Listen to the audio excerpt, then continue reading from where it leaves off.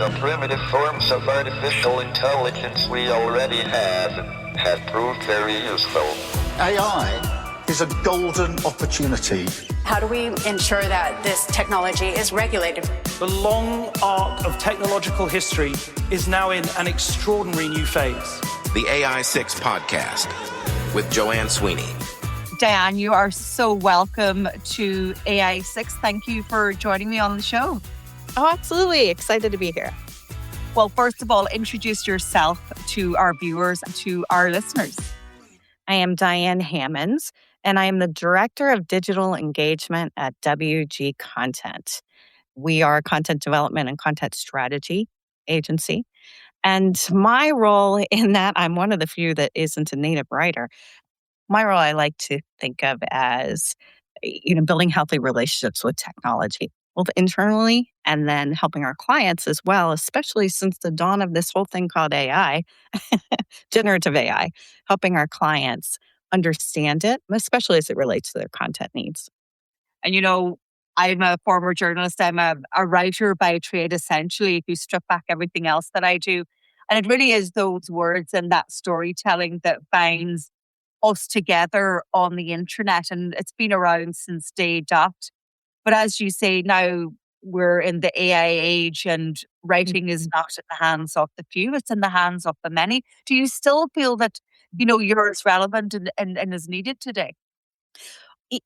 I do. And it's been a scary past couple of years. And I will be honest, when generative AI really exploded, one of the first things it proved it could do was summarize and write.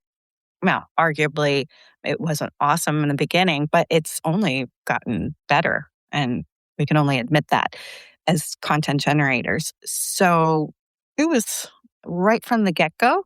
I was like, oh, you could dig your head in the sand and pretend it's not going to happen to you or hope it goes away. Or you could go right in and embrace it, start figuring out what it is. And so that's the approach we took. And as we've seen things evolve, we see how we have to and can benefit from incorporating it as a tool. And that's changing maybe our role or changing how we approach certain types of content and our clients as well. But there's always a need for storytelling, and that's innately human. That emotional connection is innately human.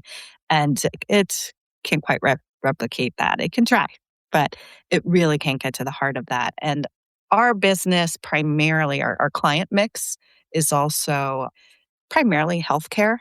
So that emotional connection is vital in healthcare. It has to be authentic. It has to be real. It has to be, relatable. So yeah, we definitely still have a place. It just looks a little different.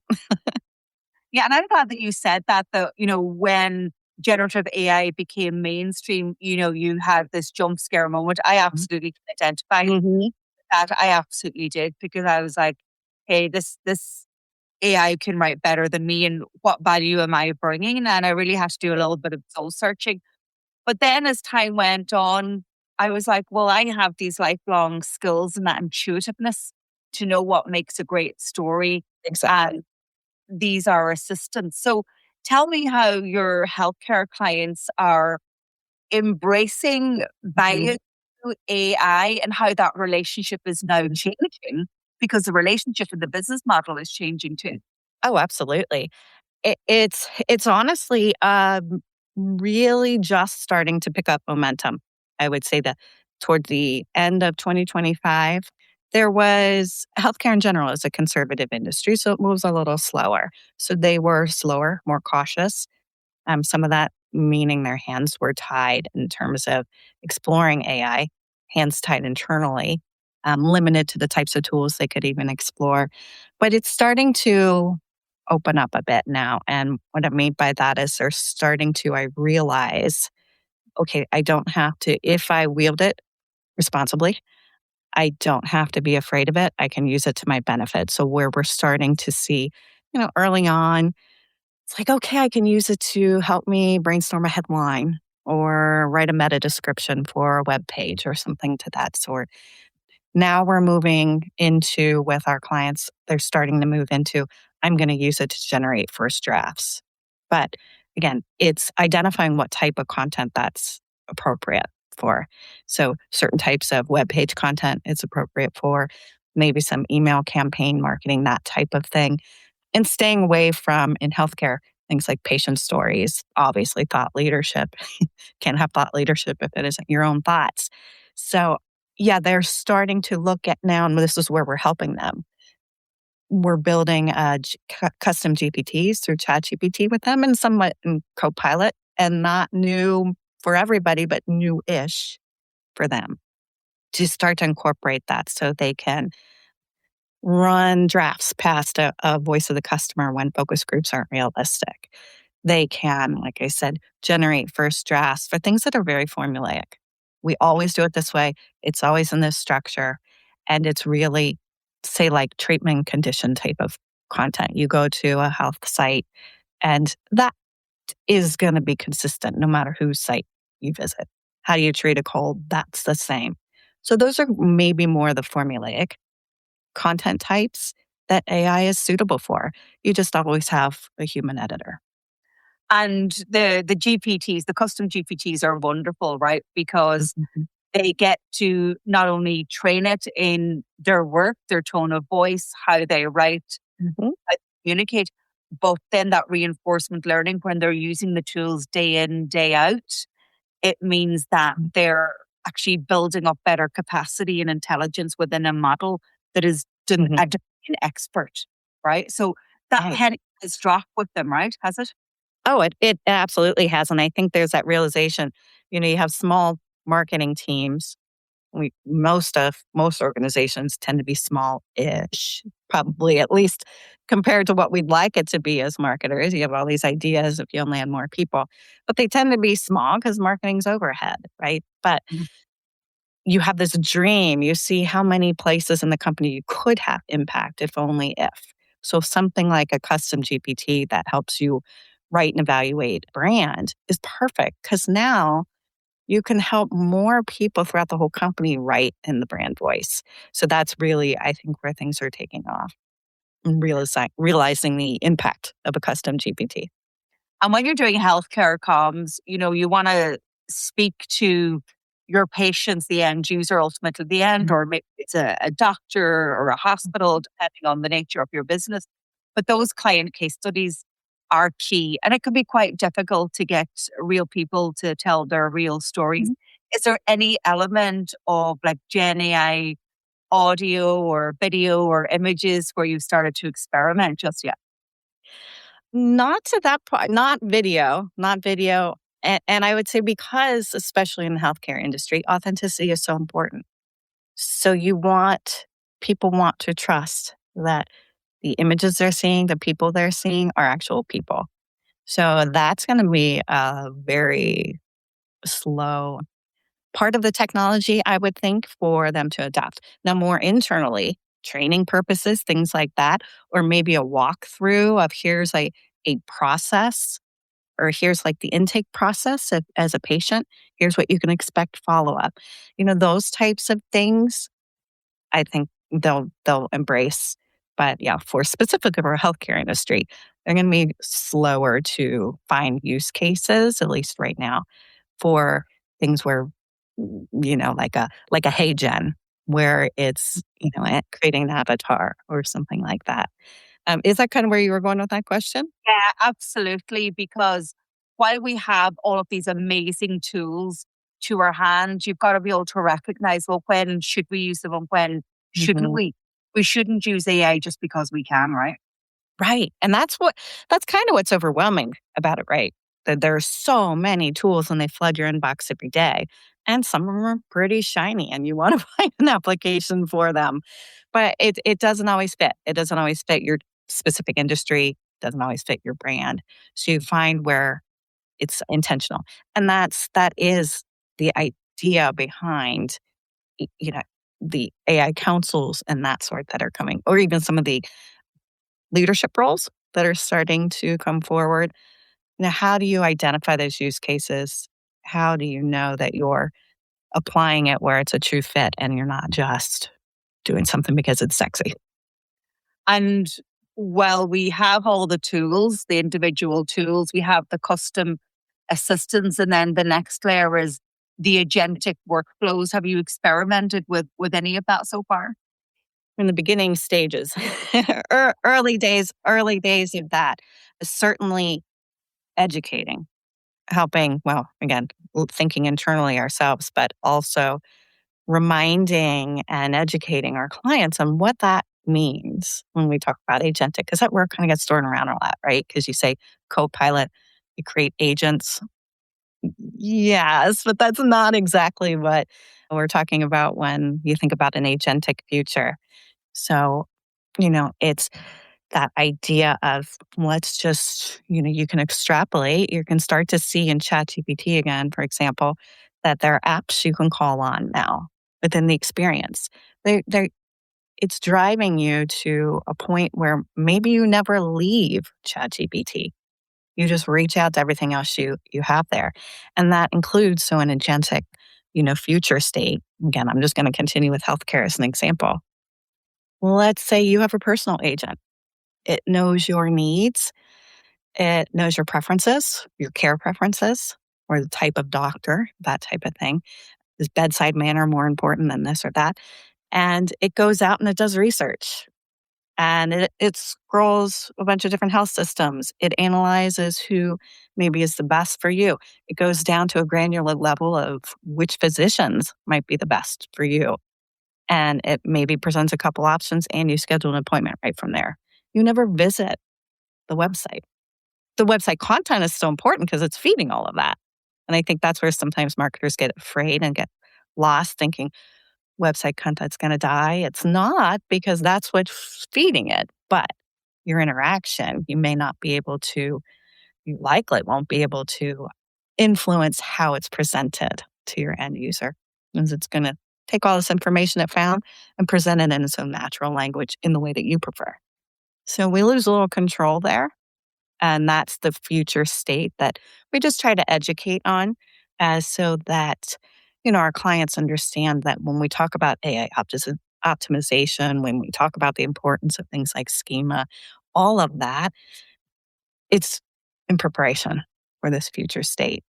And then obviously then also how you continue to think about other channels, that AI isn't only looking at the internet, so how do you show up in YouTube? How do you show up in Reddit? How do you show up here, here, here, and here? Because it's collectively looking at everything to determine your brand.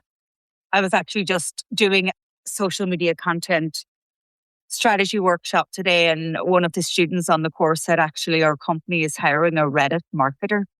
Wow. Whoever knew that would become a job title, because Reddit is such a data source for the large language models, isn't it? Right. That's Mhm. incredible.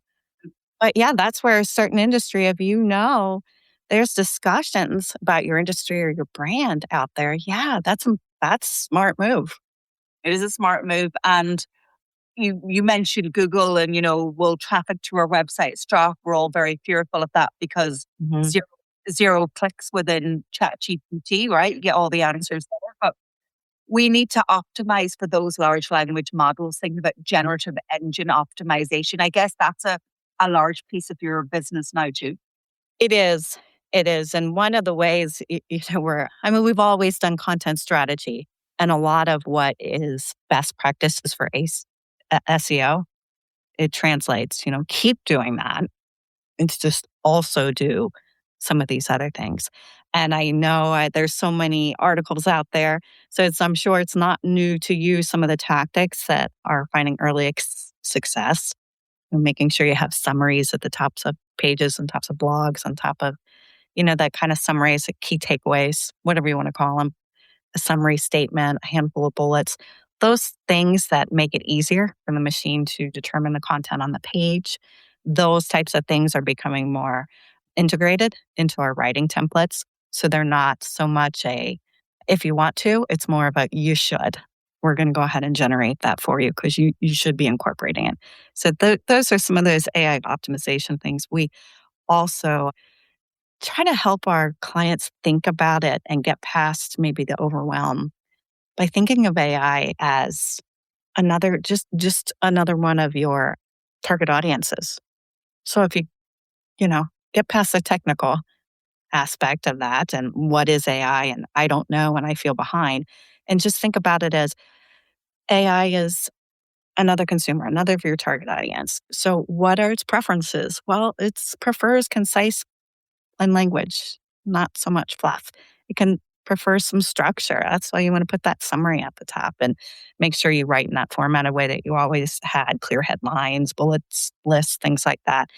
It really wants to know that the information, it really loves current information. So you got to keep it fresh, maybe more than you were paying attention to that before.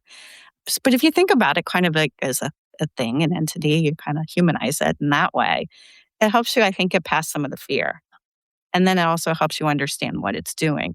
So it's looking for all these things. If you want to appeal to me as AI, do this. And then I, in turn, you also have to think about it's also an influencer, right? So it's kind of twofold because it does go out when when a user is talking to AI, it's gathering all this information that it thinks is best for you. So it's not like Google where as long as you have these keywords, you were going to show up. Maybe you'll show up, maybe you won't. So in that way, it also influences.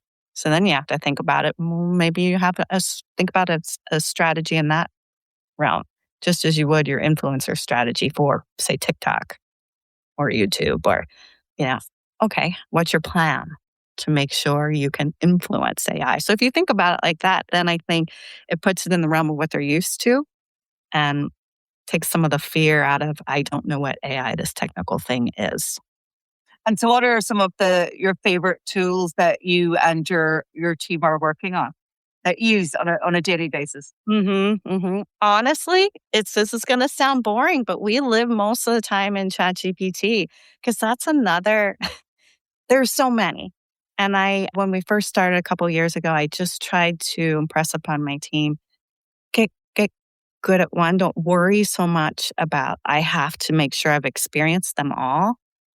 Get used to one that you can do well, and then you can apply those, skills to other tools as well.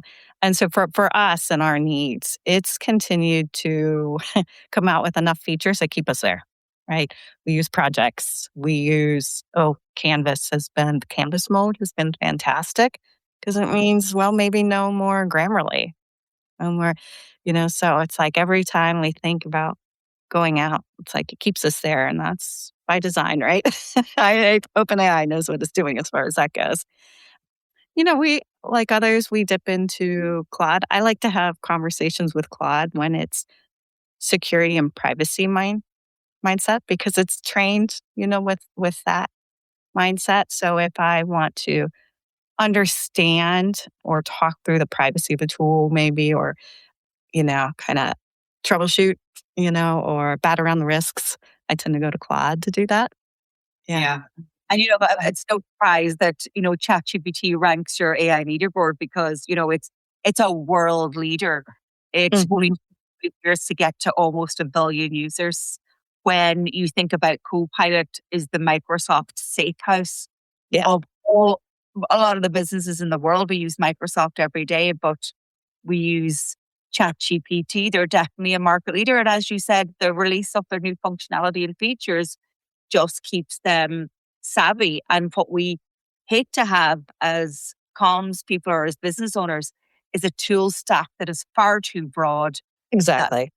Makes you distracted, makes you feel overwhelmed. And so that's a good strategy, a platform of choice. Once it's delivering, you're loyal to it.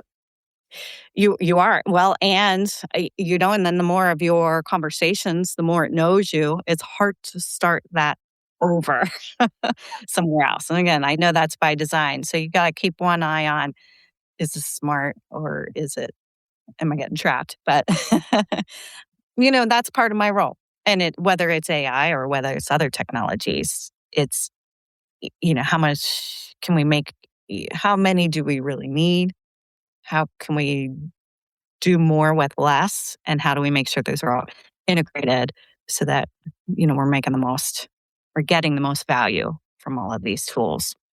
So we're at the beginning of the year now in 2026. And if you're advising a new client who's starting with you and, they're charting where they put their focus in terms of building out their comms for this year and how is going to help, what are some of the key things that you say to them?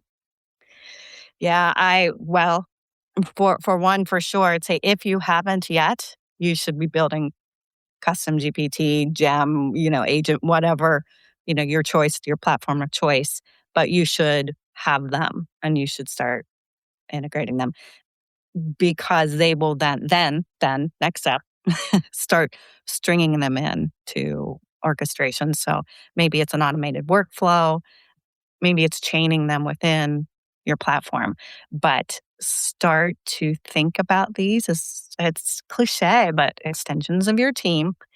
And you're going to fall behind quickly if you don't start down this path because it's what others are doing and they're finding a lot of efficiencies that way.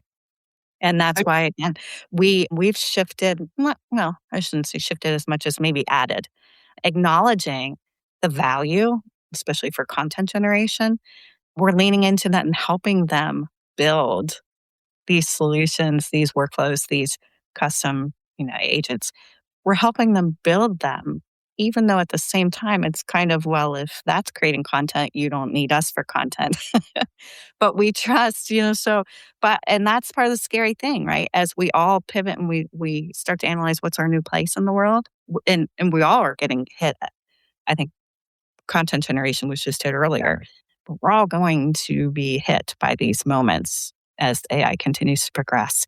So for us, we can still be helpful. We're still content experts. We know what good looks like, as you, I think, mentioned earlier.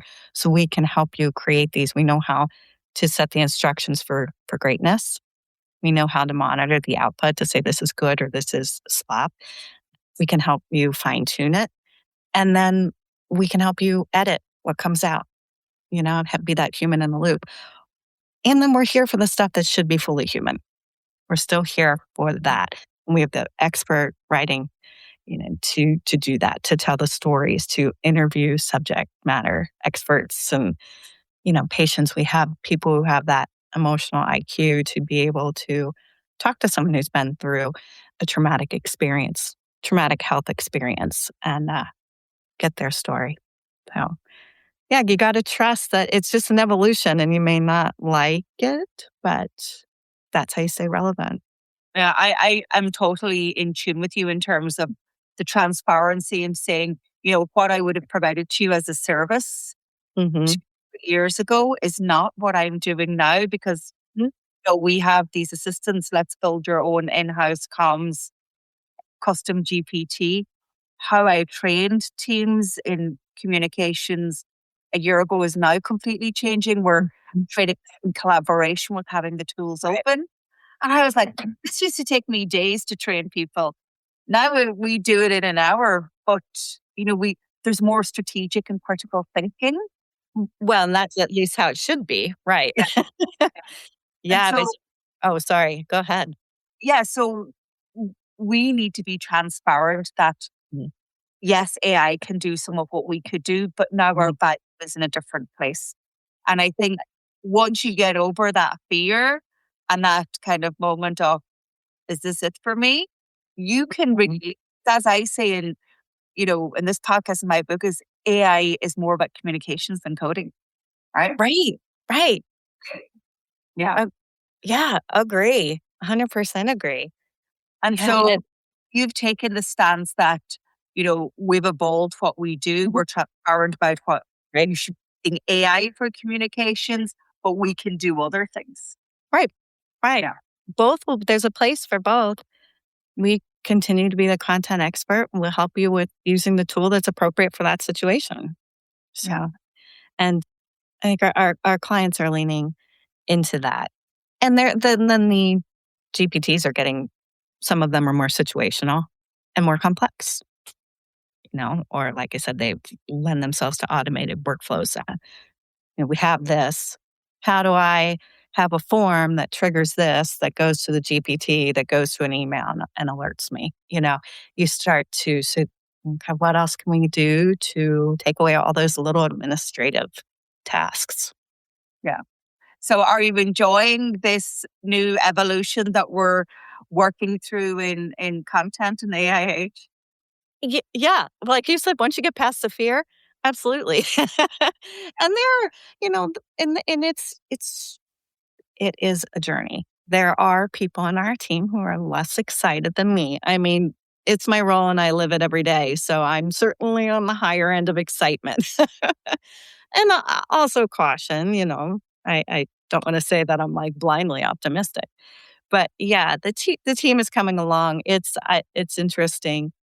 There's the fear, and then there's the, okay, I'm going to try it, and then there's the aha, and then there's the, oh wait, but this feels like cheating. And then to the realization of, no, this is just smart. My value is somewhere else. My value really isn't here. Like you said, my value is the strategy, interpreting what it gives me, poking it, doing more with it, helping, using it to push me to be better, think harder, think deeper. But Yeah. it takes a little while, and so it's okay wherever you are on that journey. It's a journey. Yeah. And the line is AI plus me is better. Hmm. That's a promise. And we all want to be better and give our clients better. So, and every day we're learning, right? Who's an expert? Every day we're learning, every day it's changing. But as practitioners and as kind of early adopters, that's certainly where we can bring the value to the customer. Yeah. Yeah, we like to say AI requires the tolerance for I don't know and the stamina for let's find out. I love that. That is brilliant. So, Jan, are you optimistic for 2026 then? I am. I am. Certainly there are things that continue to be worrisome in my world, especially. I'm tuned to OpenAI talking about ChatGPT health. That's a little frightening. Yes. Yeah, for many reasons, not just for maybe implications for health systems or clients, but gosh, just for individuals. And do they understand what they're doing if they're connecting medical records? But that's another thing. Yeah, so there are those things. There's moral questions, risk questions, but at the same time, I also see a lot of positive movement. And the more people are educated and understand the questions to ask, it can lead to good things. So I'm positive and bullish. I came out of 2025 going, wow, what a baptism of fire year of learning. And then I stepped into 26 and I went, I have to do it all again. There's so much still to learn as it keeps changing. It's exciting, isn't it? It's kind of I didn't anticipate this change in my career path, but it's fun to learn something entirely new. Yeah. And where few people are experts, we'll just say. So we're all learning together. And I've found, I don't know, but you're doing this podcast, so I think I could put you in that same category. The awesome thing is that the community is very supportive. I've found in every person I'm talking to about AI, every conference, every, webinar, people want to help each other learn. So it feels less competitive to me. Like everybody wants to help each other along. And so that's how it can be this technology can be strangely human and connect us. So that's my hope that continues. I learned so much from this podcast. I always say this podcast was as much a gift to me as it is a gift to the people who listen as a learning resource, because every day I learn. So yeah, I'm grateful. Well, listen, Diane Hammons, thank you so much for joining me. Where can people go and find out more about you and your work? Yeah, you can find me on LinkedIn. I love connecting to people because, like you said, I love learning as much as sharing. It's a two-way street. So you can find me on LinkedIn, Diane Hammons. You can also find us at wgcontent.com. that's a great way to find, my short bio and learn more about the types of services that AI included that we're helping our clients with. Great. Well, listen, continued success in 2026, and thanks for joining me. Thank you so much. It's been wonderful.